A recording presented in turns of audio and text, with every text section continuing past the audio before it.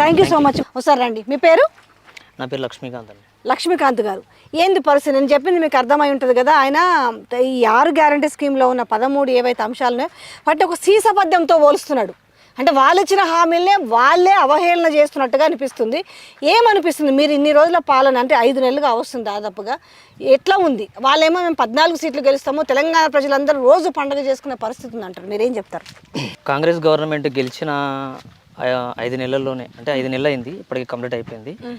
ఈ 5 నెలల్లోనే వాళ్ళ యొక్క అభివృద్ధి ఎంత ఉందనేది ఒక క్లారిటీ వచ్చింది పబ్లిక్ కూడా. ఎట్లా వచ్చింది అని అంటే కొన్ని విషయాలు మనం చూసుకోవాలి. ఇంతకుముందు టీఆర్ఎస్ గవర్నమెంట్ ఉన్నప్పుడు కొన్ని విషయాలు, అది రైతులకు ఎస్పెషల్లీ రైతులకు ఎక్కువగా ఉపయోగపడ్డ చాలా విషయాలలో రైతు బంధు. ఈరోజు ఒక రైతు బంధు అనేది చాలా వరకు ఎంతోమంది రైతులకి ఊరటనిచ్చింది. అంటే వారి ఖర్చుల నిమిత్తం కానివ్వండి, లేకపోతే వాళ్ళ పంటలను సాగు చేసుకోవడానికి కానివ్వండి, పిండి సంస్థలకు కానీ, ఇట్లా వాళ్ళ అవసరాలకు ఖచ్చితంగా అది ఉపయోగపడింది రైతు బంధు అనేది.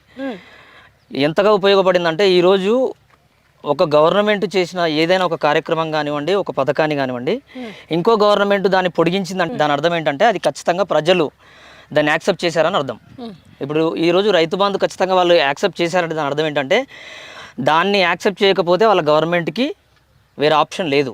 సో కాబట్టి దాని విషయంలో ఖచ్చితంగా రైతులందరూ రుణపడే ఉన్నారు కేసీఆర్ గారికి.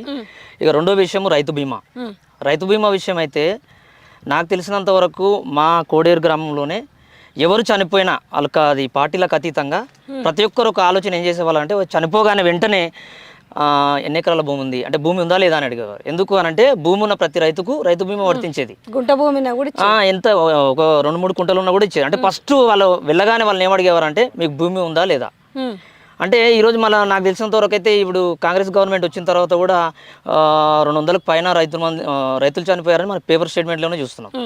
మరి అలాంటప్పుడు మరి ఎంతమంది ఇప్పుడు ఒక 5 లక్షలు అంటే వాళ్ళ ఫ్యామిలీకి ఎంత ఆదరణ ఉంటుంది. సో దాని విషయంలో కూడా మీరు ఆలోచించవచ్చు.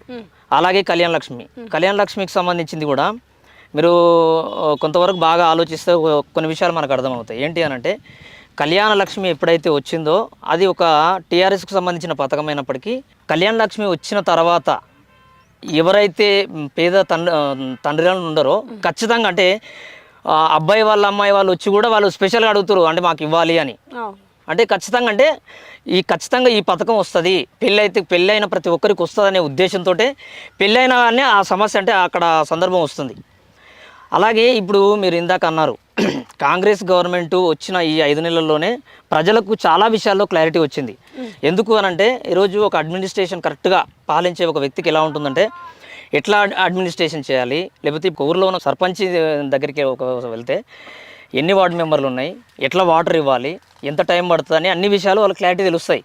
అలాగే ఇంత కేసీఆర్ గారు ఉన్న ఈ 10 సంవత్సరాల కాలంలో ఇప్పుడు కూడా మనకు వాటర్ ప్రాబ్లం రాలేదు. ఎందుకు అనంటే ఆయనకి అడ్మినిస్ట్రేషన్ పై స్థాయి నుంచి కింది స్థాయి వరకు క్లారిటీగా తెలిసింది. ఎప్పుడు ఏ నీళ్ళు వదలాలి, ఎప్పుడు ఎక్కడ నీళ్ళు ఎన్ని టీఎంసీలు మనం వాడుకోవాలి, ఎంత దాచుకోవాలి ఎండాకాలం వచ్చినప్పుడు అని.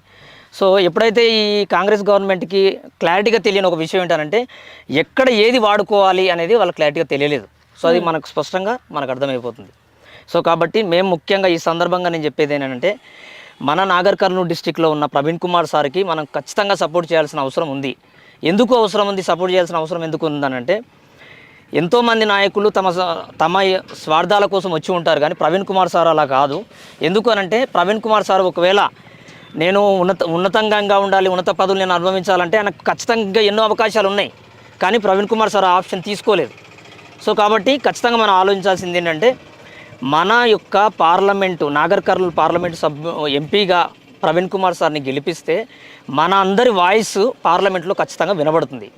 ఈరోజు ఏ పథకాలు ఇస్తాడనేది మనం ఆలోచించవద్దు, కానీ మన వాళ్ళ వాయిస్ అయ్యే నాయకుడు ఎవరైనా ఉంటే ఖచ్చితంగా వాళ్ళని గెలిపించుకోవాల్సిన బాధ్యత ఖచ్చితంగా మనకు యువకులకు ఉంది.